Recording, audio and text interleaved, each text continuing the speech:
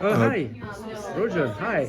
Greetings. Roger Sharpe is the name. I'm here at the Julian Dubuque International Film Festival in Dubuque, Iowa, in the United States. Here to screen and, fortunately, amazingly, last night, winning Best Feature for the movie Pinball, The Man Who Saved the Game, which is a movie that I'm executive producer, but it's also I am the subject of this film. And it recounts a portion of my life when I was in a position to help, of all things, help legalize pinball in New York City after a 35-year absence.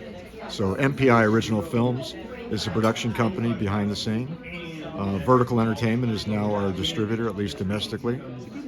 Austin and Meredith Bragg are the incredibly skilled, talented, gifted writers and directors who thought up that maybe my life story would be of interest. And we were really blessed with an amazing cast, led by Mike Feist, who, for those who had seen the remake of West Side Story, he was nominated for a BAFTA for his role. Crystal Reed, best known for Teen Wolf and other endeavors, portrays my wife. And then the elderly Mr. Sharpe, which is me, is Dennis Boutstikiadis, who captures the essence of my particular foibles as a human being on screen. But it's been just a miraculous experience for the past many months, going to film festivals, being feted, and really having a humbling experience of people really connecting with the movie. It means more in regard to not just being a pinball movie, but truthfully central to the relationship between my wife and myself, with pinball being somewhat the storyline, if you will. And here we are, and getting ready to go to our last screening here in the marvelous city of Dubuque. I recommend anybody and everybody, please take a side trip if you're coming to the Midwest of the United States, and really enjoy just the wonder of this particular place. Yeah, Roger, one question, if you don't mind. Why was pinball illegal initially in the first place? If you go back a number of decades, obviously, in New York specifically, Mayor Fiorello LaGuardia, back in 1939, but then 1941, passed a law to ban pinball because he saw it as being a game of chance, gambling, not skill-based, and was concerned that potentially young children were spending their lunch money. So as a way to create an issue that helped propel his re-election, he chose pinball to ban, and many places did as well. Really? Yes. I found it stupid because this is a game about skill.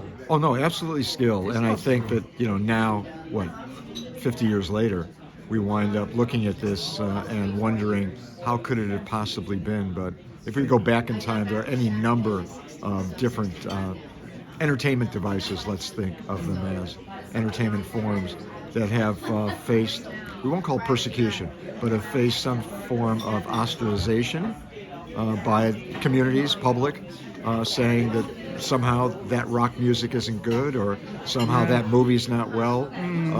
That video game causes issues and problems. So we always tend to look as a society, and more so here in the States.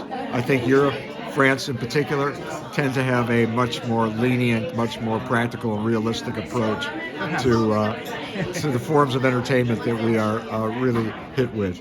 Right, and what are your next festival destinations? This is actually the final one, as far as I know. We'll see. We've had the circuit. Many of the festivals MPI has appeared at, along with Austin and Meredith and some of the cast. Yeah. But I think I get to go back into the background, and as the movie points out, thinking of myself as a historical footnote, I get to go back and kind of let everything else play out. So very appreciative of not only the accolades, but truly this award. So that must have been a very nice moment in your life, going back to this period of time. It's a surreal being associated experience. with the film. I think it's a surreal experience. I don't know how many of us really have the opportunity to kind of relive a portion of our lives. We may do it in memory. We may do it in happen chance and meeting up with friends, family, and we kind of talk about occasions of celebration or of sorrow.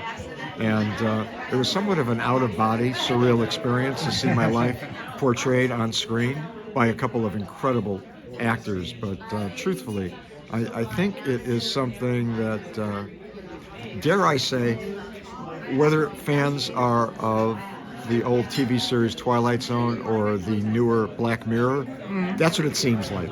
It seems like a surreal, out-of-body experience where I get to watch on a large screen people kind of saying the words that I said and the experiences that I had. So you and your wife must have been pretty happy being being here and having the memories back. In case the audience is wondering why this is so loud here, because we are in the filmmakers'